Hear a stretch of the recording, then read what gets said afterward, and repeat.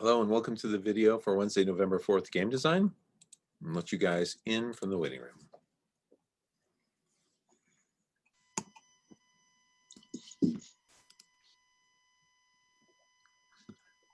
Hola, Hola, how's it going? good, thank you. Are you dressed for a night out on the city of Panama? Yes, I'm ready for the party. Hello. Hi, how's it going? Good. You guys having a good week? Yeah, I think so. Awesome, yeah. Good week to be alive. How's it going, Creed? Not too bad. Just like I'm so ready for like this week to be over just because I keep getting like 80 notifications like, whoa, election. I'm like, okay, yeah, man, kind of just over it now. I'm Yeah. so tired. You and the rest of the world, right? Yeah, seriously. I know. People in England right now getting US voting ads. Oh my God. It's Why? like there was such intense focus on yesterday, and now you just want to completely forget about it until Friday, right? Yeah, I'm just like so tired. I want to go to sleep for the rest of the week. Me too. I hear you, man. Maybe Yeah. we're gonna do some sort of mass coma. Yeah, we can figure something out. Sounds great. I know we could all watch the same television show that would put us all into a coma. Anybody have any suggestions for what that show might be? Letter Kenny. Letter Kenny. Okay, good idea. Yep, I'm down. I'm down for a coma right now. Okay, so here's a question: If you could be put into a coma and lose a year of your life, but then the rest of your life would be so much better because you would be completely like regenerated, refreshed, would you do it? Yeah. Yeah. Yeah, I think I'd do that. Okay. Too Imagine down. the experiences. Okay, here's a question. If you spent 2 years in college or in community college, and then as a result, the rest of your life was a disappointment, would you do it? No, probably not. No, I don't think so. Yeah. I think I'd rather have what Vanna is bringing down the aisle. Okay. Yes. Well, that's good. That's good. That's a good choice on your part. Okay, well, let's see. Jesse was scheduled to give a presentation today, but he had an unchangeable appointment, so he was not able to do that. Let's see. Let me go look at what we had the previous class, game design. So let's see. Coulter, are you still working on your presentation? No, I have it done and I can present in a little bit. Okay, so let me enable screen share. Do you want to share your screen? Yeah, just give me a second. I'm texting my mom because she's out grocery shopping and I want to make sure that she's not like gonna walk in the middle of the presentation because I'm not in my living room right now. Okay, fair enough. So let's see. Sam said, I just spent the last half hour reminiscing about old Flash games, feel like even 2010. Yeah, isn't that a shame that Flash got, evaporated and taken away? Because it's such a cool format for making games and stuff. It really is so crazy. Like every time I hop into Google Chrome, I just get the reminder like, hey, December 2020, Flash isn't going to be supported anymore. Or It's something like shame. that. Yeah. I mean, yeah.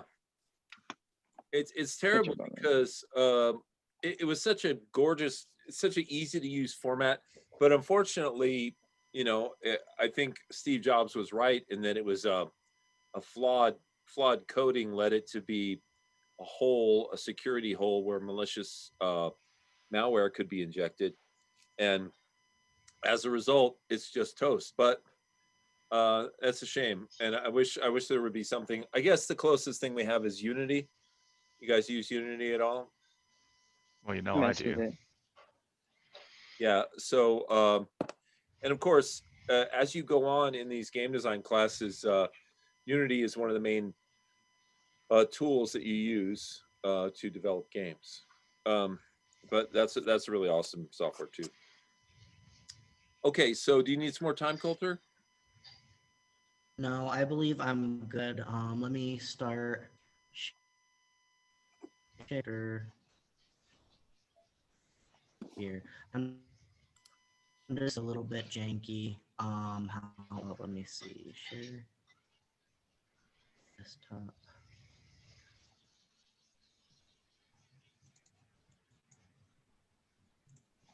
All right. If I go to present and open my notes, go to the beginning. Does it show the notes on the screen at all No. We're for not you seeing guys? notes. Oh, We are seeing those, yes. yeah, we see those notes. All right. Is there any way I can hide my notes and show you guys? So hang on a sec. When you go to hang on, cancel share screen for a sec. I think there's a way you can share just an app, in which case it wouldn't share the opened notes window.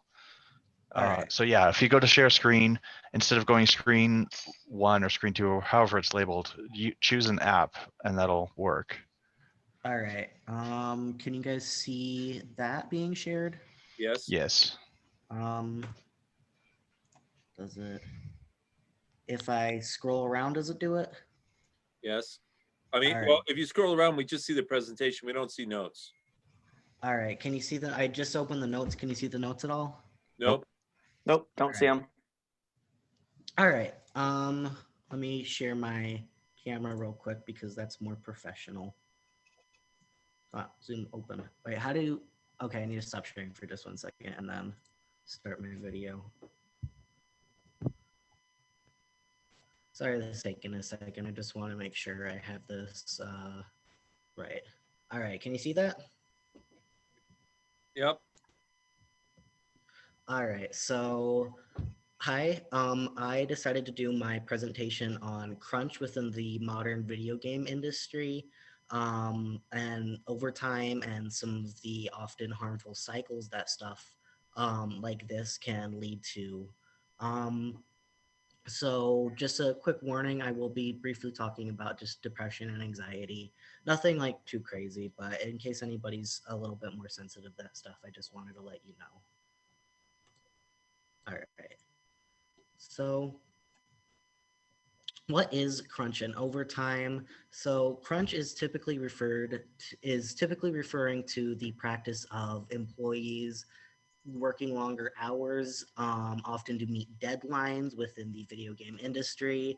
It's a very common practice of a study conducted by, come on, notes. My notes are just a little bit goofy, but in one of the studies I looked at, 58% of people reported having to crunch at their workplace. So it simply just means extra hours are required from developers. Oftentimes, as you can see, a lot of work weeks become very, very long, with even some reports of having up to 100-hour work weeks, especially within the last part of a game when they need to fix stuff. It's not really all too uncommon within the industry, sadly. A lot of people do get stuck working very long hours, often long times away from their family and stuff like that, and that can really affect a person and their mental health. And while this stuff can kind of hurt somebody, there's no one way it can really start where you can get into kind of a cycle of just shit stuff. If you work long hours, which is just what crunch is, this can lead to long periods of isolation from your loved ones, such as family and partners and kids. Strained relationships and isolation is very common among people who have to crunch. Oftentimes, this can lead to a lot of other stuff, such as depression and anxiety, a disrupted sleep schedule. While anxiety is very common among a lot of people, it affects 40 million people in America, making it one of the most common issues faced by people. the added stress can often lead some people to actually gain depression or gain bouts of depression, as depression and anxiety are typically linked. Um, and one of the other things, like I said, that it can affect is, of course, your sleep schedule, which is very, very important. If you're working longer hours, working longer days, it simply means you have less free time and less stuff to do what you need to do, such as sleep. Because typically, people do want to get a few extra hours just to relax and then go to sleep. But sometimes, if you can't do that, you may end up losing sleep or even gaining insomnia. And all of this stuff kind of ultimately leads to burnout within a lot of people. Um, there's a lot of stuff where new employees will come into the game industry, face long hours of crunch, and just end up quitting their jobs because they didn't expect this much work to be placed upon them. Um, it just really leads to a harmful cycle. Some of the stuff that kind of happens within the modern workplace, like I said, people quit all the time. The turnover rates are very, very high. People often quitting from stress, but also just the ebb and flow of the economy means a lot of places sometimes make cuts and newer employees simply get fired, meaning the turnover rates at a lot of video game companies are very, very fast. Stable jobs are very hard to come by sometimes.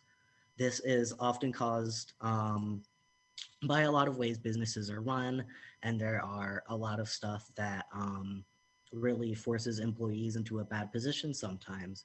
Public businesses are typically owned by, publicly. They're owned on the stock. You can buy stock, and often shareholders and stuff, the ultimate people that get a say in this, don't really understand what's happening on the ground, leading to stuff like crunch, which means trying to get out a product faster or at a certain date, which leads to a lot of bugs and glitches, meaning that companies' reputation can also get tarnished by this stuff. Private businesses are typically owned by a few people, um, usually people that started the company. They just tend to be a little bit more secretive and usually use this underhandedly to screw workers over, with stuff like non-disclosure agreements and blacklisting. I'll go over wage theft but non-disclosure agreements are simply that, um, simply come with your work contract, essentially. So non-disclosure agreements are typically meant to protect the company to a certain degree from data or information leaks. But oftentimes, more private companies will often draft the NDAs to be in a large enough net to kind of suppress um, the freedom of speech that some workers may have. It may discourage whistleblowers from reporting abuse practices. And oftentimes it can lead to stuff like blacklisting too if you break your NDA contract.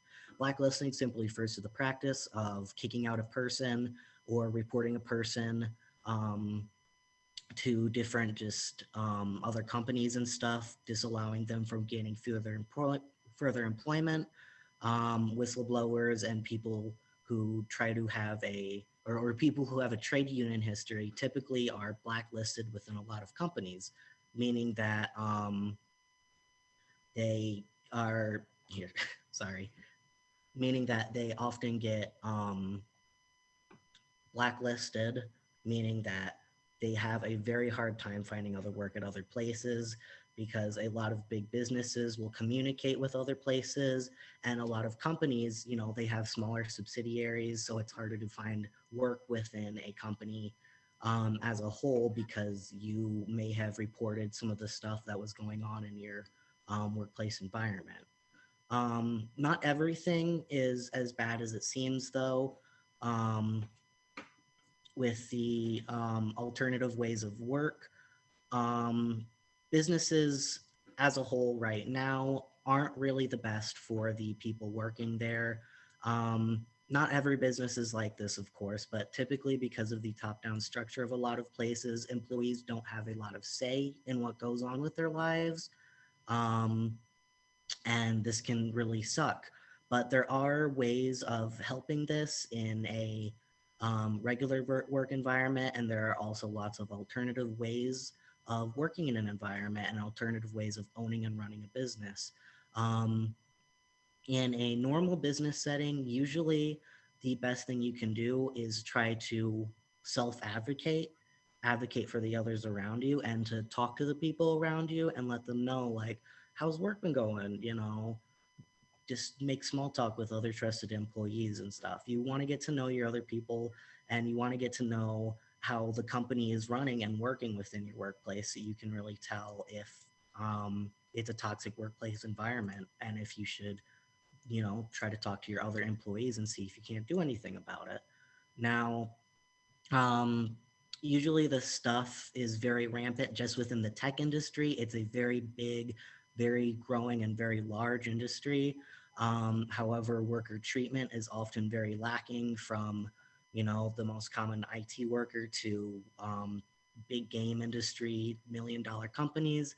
A lot of this stuff can really be bad, but there are alternative ways of work that people are finding and talking about, such as cooperatives.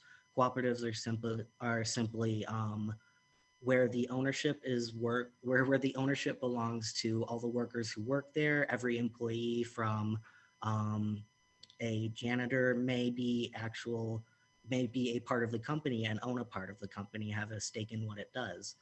Um, there has been data showing that some cooperatives are more stable to the ebb and flow of economics, and typically wages tend to be a little bit higher, and their jobs tend to be more stable for employees. Typically, the cooperatives that you see are indie studios. Larger studios have a lot of unique challenges to face if they're run, but two game companies, the creators of Dead Cells and Night in the Woods, run under a cooperative model, and there have been many other smaller indie game companies kind of making alternative ways of business and alternative ways of employment for employees. Um, Currently, the International Game Developers Association, which looks at current labor practices within the industry, reported that 40% of workers would support a union if it were to happen. I believe the next statistic was like 27% were likely to support a union if it happened. But slowly, this stuff and economic stability for workers and just work stability in general has got a lot of catching up to do, especially within our current gig economy. But there are still a lot of alternative ways of doing stuff, and a lot of other things that can help workers and help people have stable jobs. With that, if anybody has any questions, you can ask now, or just any comments. But yeah, that's just what I wanted to talk about. Thank you. Very nice. You did a lot of research, and it was really interesting stuff. Um, Maybe we can have a little bit of a conversation about this topic, you guys. What do you think about this issue of sort of crunch time and overtime and all of that in the game industry? Is this something you guys are just think is just part of the game, and you just have to put up with it? Do you think you want to try and change the system? What do you think? I think there's there's entirely too much weight in terms of decision-making power / ability in terms of delivering at a specific time and hyping up a specific time, because that's what creates the deadlines, is hyping up this thing. Well, okay, you have a repayment schedule, but there are alternative ways of garnering additional support for the game if you really need to stay on top of your loans. So it's kind of ludicrous to me that this is a thing, but at the same time, I've also seen other things, such as teams going into early access, especially for the smaller indie games that you have to deal with a bit of bugs, but at least you're supporting the writer while they're developing it. Yeah. Yeah, I agree. I think that I don't know what the history of this is. I don't know how we got here, but I think it's just bad business has led to this point where, any business, whether it was a grocery store or a clothing company or whatever, if they got to the point that they were so over leveraged that they had to regularly abuse their employees in order to make their deadlines, those people would be out of business. The, you know, OSHA and everybody would be coming in and wiping them out, making them change all their rules. So Yeah. the only reason I think they get away with it is because game design is such a coveted industry for people who want to develop games that they put up with it. And in a way, they're, you know, they're helping perpetuate the problem by participating in the system, you know. And so one solution for that, and Coulter was talking about co-ops, I've read articles about small game companies that decided they didn't want to deal with crunch time. So they, I'll see if I can find this. I may have shared this article with you guys earlier this year, but there's one company I was reading about. They set their work hours to be 9 to 5, Monday through Friday, and they just have a longer development cycle, and everybody gets to go home and see their kids and have weekends. And I'm like, you know, especially if you're starting an indie game company, why not start with that business model as opposed to the dysfunctional one that most people are using? Right. Yeah, definitely. Yeah. So anyway, the other thing I want to mention, I think I've said this before, but unions. You know, Coulter had a stat that 47% of people would support a union. You know, it's really hard to get unions started because there's so much pushback against it. But man, if you guys could help contribute to starting a video game union, it would change everybody's lives in the industry. It would change the industry. It might mean lower paying jobs, you know, at the beginning of the curve of the change, but maybe more stability and certainly a better quality of life, you know. Okay. Well, once again, nice job. Thank you. So let's see. All right. I'm going to go ahead and share my screen here if you're all done. Mhm. Okay. So let me go to the class post here for this week. Okay. So first question I have for you guys is, did anybody happen to play those 2 Twine games I put up and figure out the solution to either or both of them? I figured out the solution to I figured out the solution to the word one, the one that's just called twine. Okay, what is it? It's you're taking off a letter on either end of twine as you go down. So the first one is wine, second one is win, third one is in, last one is I, and then it's done. Right, very good. So I have to admit that game was probably as much fun to create as it hopefully is to play, because what happened was when I designed the game, I made it a puzzle for myself. So figuring out how the puzzle would work and designing it was super fun. And then you guys just did the opposite. You know, you solved the puzzle that I created, and I'm hoping that you know, that sort of passion and love and creativity that was involved in the project came out on the other end, and you appreciated it. And it also can kind of be a model. You know how they say, like, you know, when you create artistic projects, if you pour your heart and soul into it, it's going to come out on the other end. You know, people are going to appreciate it and tap into it. So I think that's the case with games too. If you pour yourself into the design aspect, if you pour yourself into the art aspect, then hopefully you'll get those rewards from the other end. Okay, good job, Creed. Did anybody try the Rainbow Murders and figure that one out? I tried it, but I couldn't figure it out. No. I tried it, and yeah, I tried it as well. Did you use the clues? I did. Okay. So the Rainbow Murder one is really hard. In fact, I'm pretty sure I couldn't get it. Yeah, I ended up solve it. actually like, if you right click on the page, you can like see the code. Oh, really? And I went into your code and I saw what the answer was, and I was like, oh. And then I looked at the hint, and so I cheated. I got the answer by cheating. But then, yeah, I found the hint, and I was like, oh yeah, I never would have got that on my own. I love it. Exactly. Inspect element. I love the fact that you hacked it. That's hysterical. Yeah. So let me show you guys what the clue is. Let's see. I'm going to share my screen here again. So I have to go to this one website. Let's see, color.adobe.com.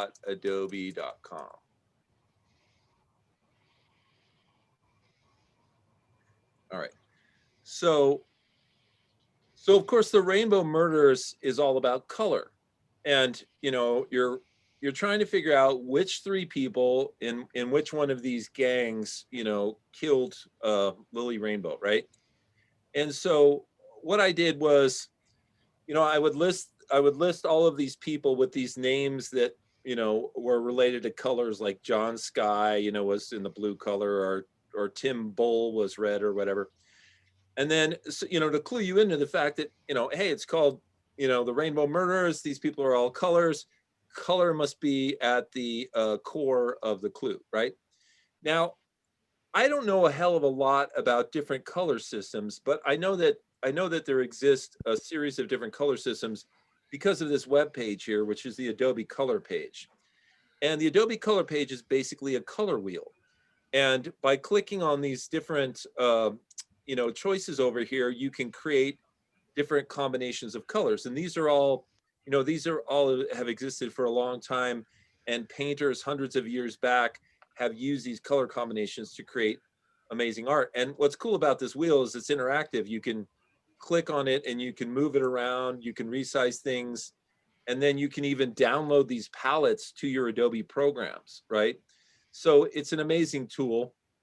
And I've used it in the past to show like web design students and how to mess with colors and stuff like that. And one of the things that I discovered were there's all these different names for the different color systems, right? There's square and compound and shades and double split complementary and complementary, right? So what I did when I was creating the Lily Rainbow game, Rainbow Murders, was there were three different gangs, and I named each one of them after a color system, right? After one of these color wheel systems. So one was called the Triad, one was called the Shades, and what was the third one called? I don't know, Complementary or something like that. Yeah, they lost the complimentary dinner. That's what it was. Yeah, the complimentary dinner. So I put those keywords in there thinking, I wouldn't get this clue. I would have to do research, right?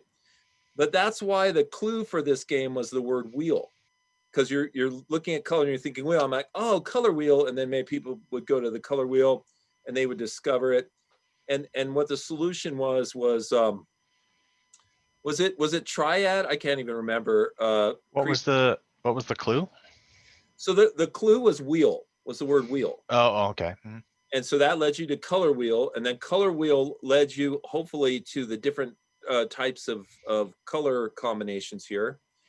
And then that would clue you into which one to what colors you should put in. For example, if you're in the Triad section, you could put in, you could find the guy that's blue and the guy that's red and the guy that's yellow and put their names in, and then that was the solution, Yeah. So granted, it's complicated. Like I said, I wouldn't get it necessarily right away, but I've had students in the past, students who didn't hack it, who who have figured it out, right? So who knows if a game is too easy or too hard. If it's worth it, if you paid money for the game, you would probably work on it until you got it, or at least work with friends or look for clues on the internet or something. Anyway, Right. it's just interesting. It's interesting to develop games and see, how hard you can make them and how hard is too hard and all that good stuff. Right. Anyway, okay, so that's my games. Now, the next thing I wanted to talk about was Twine itself. I wanted to see if you guys had some time to think about an idea for your Twine game, and then maybe if you could share that with us, and we could talk about it, maybe give you some feedback. So, have some of you guys thought up what you might consider doing for your Twine game? I was just messing around with it last night and inadvertently created kind of this resource / crafting system in there, and I'm like, well, I don't know about the story yet, but if I wanted to use something that wasn't so linear, then I could do something like this. So when you say a resource crafting thing, what do you mean? Is it gonna craft resources for the game, or? So yeah, so the game keeps track of various resources, and we can assign that to, like, say, the player's pile, and what they want to build over time, let's say, and then we'll have the story come in from the outside. Okay, right. So for example, if you can create resources, then you could do things like you could make a game that's in a gold mine, and then gold could be created, or a diamond mine, or maybe they could be a weapons factory or something like that. Anything, any type of resource. Yep. Okay, cool. Well, that's a cool discovery. Yeah, and I've had other students who have played around in Twine and found things like that that they then base their games on. Let's see. Now it says Sam says, I just kind of wandered through the choices and happened to win. Never got the murder one. Inspect element. Okay, that Sam did the same thing. Let's see. I have a cool idea, but I haven't worked a lot on it. I want to make like a story survival game on an alien planet. Coulter, can you talk about that a little bit? Yeah, ever since you said we were going to be working with something kind of like a story game maker, I wasn't quite sure if we were going to use Twine or some other model like that. But ever since you had that, or ever since you said what we were going to be working on, I just had like an idea of like surviving on an alien planet, and I wanted to do that but also like incorporate like horror elements to it somehow, because it was like October when you let us know this, and I was just like, ooh, I want to make something spooky, but like alien spooky. Okay, that sounds fun. That's really cool. Yeah, I like that. That's a great idea. A great place to start. Yeah. Okay, and then anybody else have any ideas? Yeah.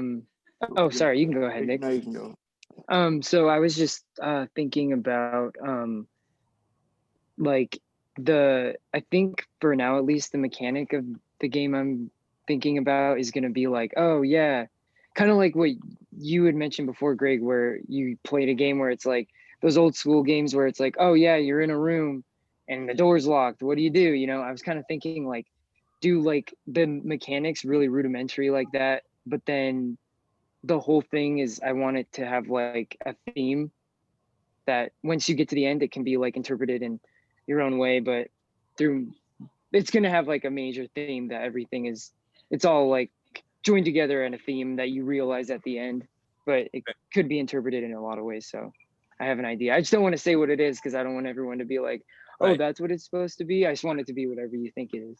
So it's like a puzzle where maybe there's even misdirection involved. Like maybe you think Yes. that you're picking up pieces of the crystal vase that when put together will save the alien race, but in Right. reality there's a whole nother thing going on, and you don't even realize that until you get to the end and sort of put all the information puzzle pieces together. Yes. And then I was thinking even like more obvious misdirection where like, oh, you talked to this guy because he seemed like a good guy, but you should have gone with her because now, whoa, look what happened. Stuff like that. So yeah. Right. And I love the I love the temptation of human nature. Like, let's say that you give people a choice and there's one person that's kind of meek and very nice, and they offer to show you through the forest, right? Right. Then there's this other guy who, he's got a lot of money, and it seems like Yeah. he'd be easy to jump and take his resources. Right. Right. So you get punished by your bad human nature decisions. When you go jump this guy, it turns out he took you into a cave where you got jumped by his friends, whereas the other Almost, guy yeah, led right. you to fame and Through fortune. to the end. Yeah. Right. And then that kind of like all of that stuff goes along with the whole theme that I'm going for too. So yeah, it's going to be stuff like that.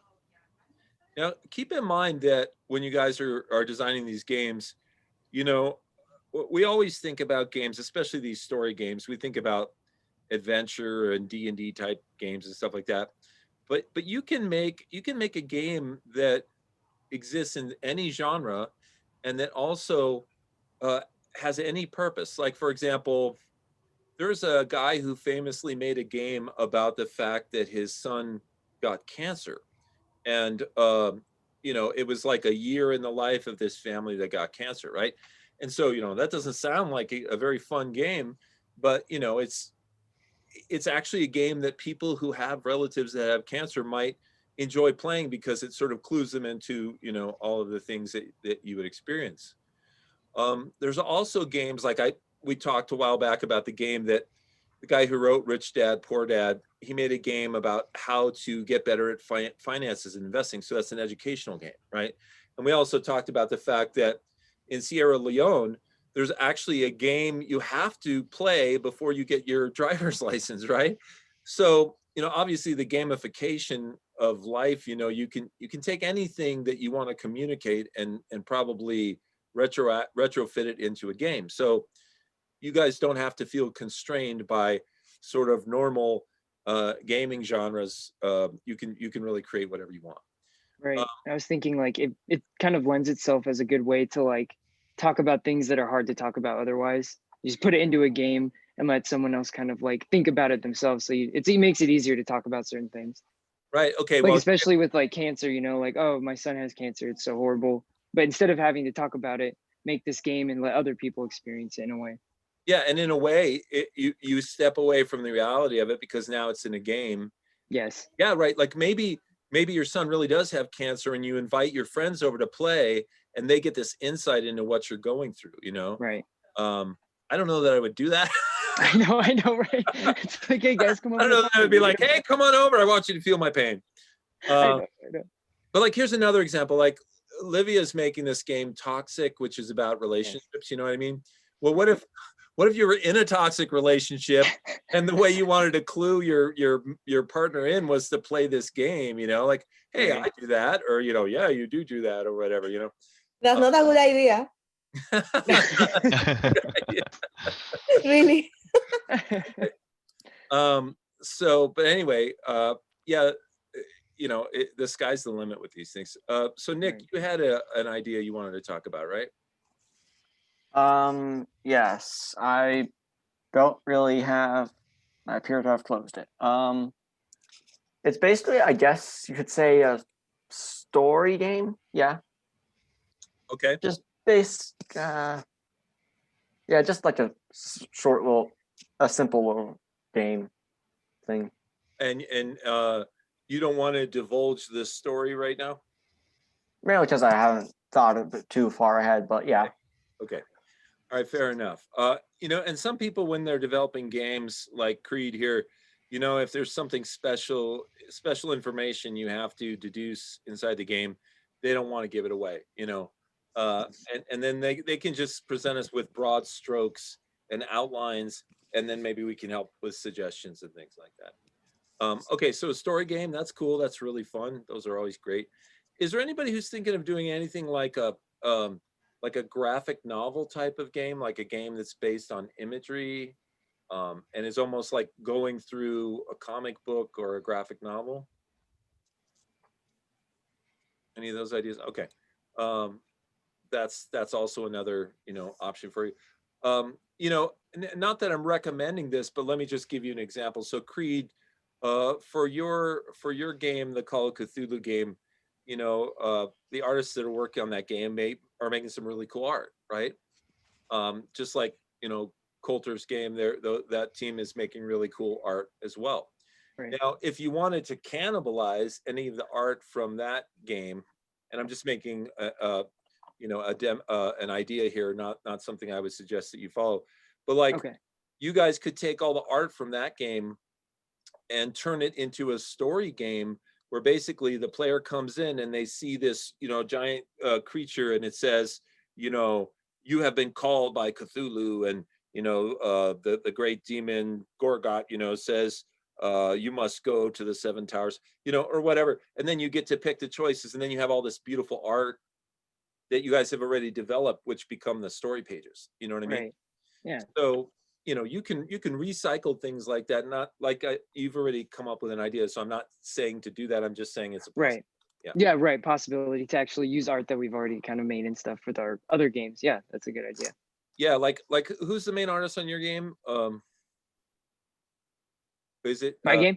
Yeah. Our game? It's Eduardo. Yeah, Eduardo's doing most of the art. Yeah. Yeah, like for example, maybe Eduardo would choose to do something like that, because then he right. He could use his art, and even enhance it and put in backgrounds and whatever else. You know what I mean? Right. Yep. Yeah. Okay. Anybody else have an idea of, you know, what they might like to do for their game?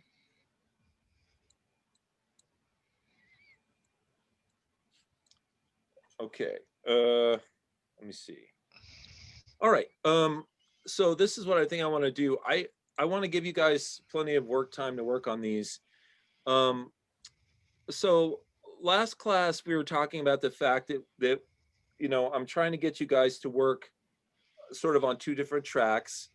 Uh, as a solo developer, you're working on your Twine game, and as a team member, you're continuing to work on your team game, right? And then even within the team game, I'm trying to get you to fork and do two tracks. One is to continue to develop the game for more play testing, and the other is to develop the graphics of the game and upload them to the game crafter so we can print the games. So the other thing that I said is you might want to spend this class time that I provide you with to work with your team, because you're all here in one place theoretically, and so you can talk about things and make plans and send people off on tasks. And then you might want to spend the time away from class working on your Twine game, right?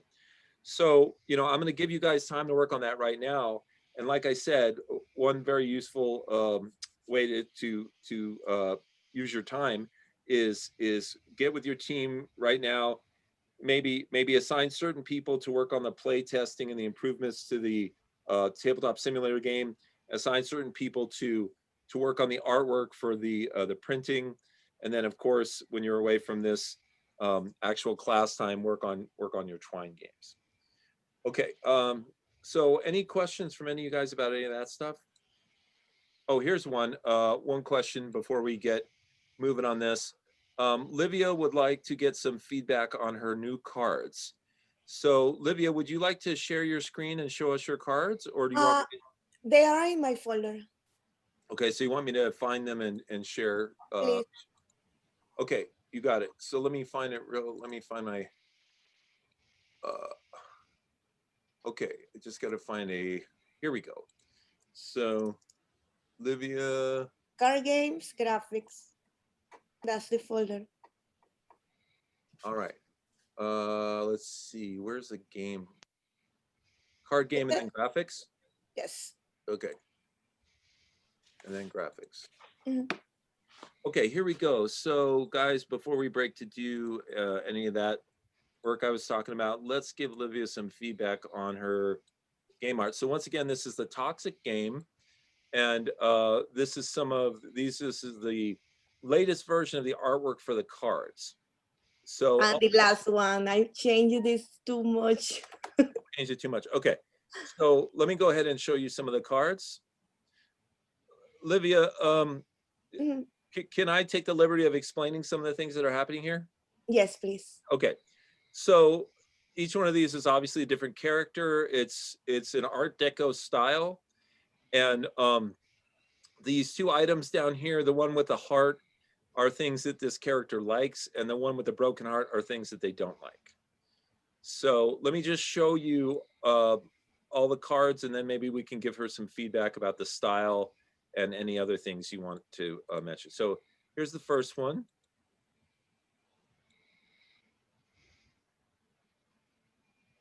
Okay, there's the next one.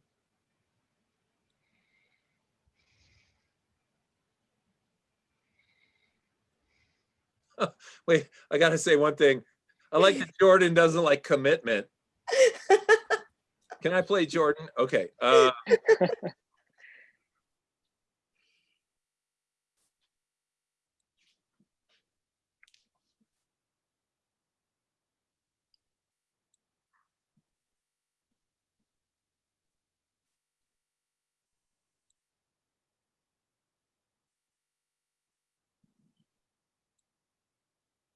And that's the new front back, the new back of the cars.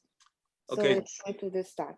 She redesigned the back of the cards because she has made design changes to the front of the cards and wanted the two to work together. The others are Right. the old one. Yeah, That this doesn't work with is it. the old design for the card, and this is the new one. Yes. Nice. Okay, so what do you guys think? What feedback have we got for Livia?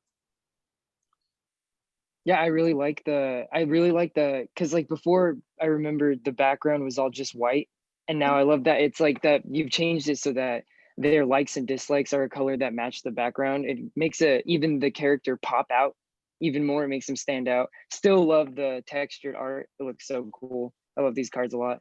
And the to the back of the cards works really well too, especially because it kind of matches what their name is at the top of the card. So I like it. All right. Thank Thanks, you. Greg. Yeah. Any other feedback for Olivia? I like. I'm sorry. Go. I was just saying no, not so much. I like it. Yeah, the angular really fits in well with everything else that you're doing.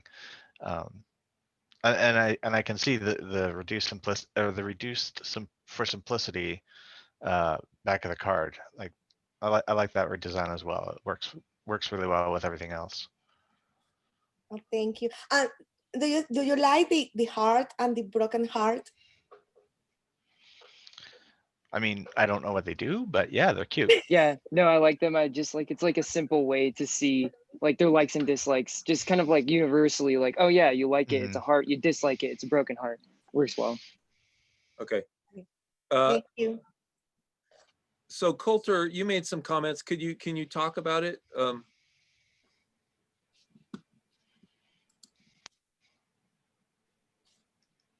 Are you able? Let's see. Okay. So Coulter says, your art is so pretty. I really love the textures and colors. Plus your use of shape is very good. It all looks balanced. Okay. Yes, I agree. I think it's, I saw these cards a little earlier. I was telling Livia that I think that this artwork is so beautiful. People might buy this, this card game just for the artwork, you know, because it's really exceptional. And then combining it with the Art Deco style is a really good choice. It all just seems very like it has a continuous flow and it all sort of reinforces each other. One idea I had when looking at this background here, I actually kind of like this background. I actually prefer this logo to this one, which I really like because in comparison, this one looks very busy, right? Visually compared to this one. Now, I did have one idea when I was looking at this right now, which is what if you took some kind of design, like, you know, some sort of an Art Deco design, like a diamond or something like that. What if you made it like a super light color and sort of screened it back in a repeating pattern on the background? Okay. You know, that might I'll try that. Yeah, that might look really cool. But this does look very awesome. Okay, any other feedback or even questions about the game from you guys? Yeah, just one question. Is this like, are these all the characters that would be like playable in the game, or are you planning on making more?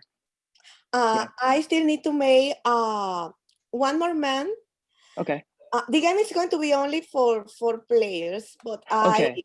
I wanted to have different choices. Yeah, because right. Enough choices that you don't get stuck with the same ones. Yes. Right. Nice. So you're going to have like 4 men and 4 women or whatever? Yes. Cool. Now here's a question which is relevant these days. You know, there's clearly there's a lot of different sort of sexual types. You know, there's non-binary people, there's transgender people and things like that.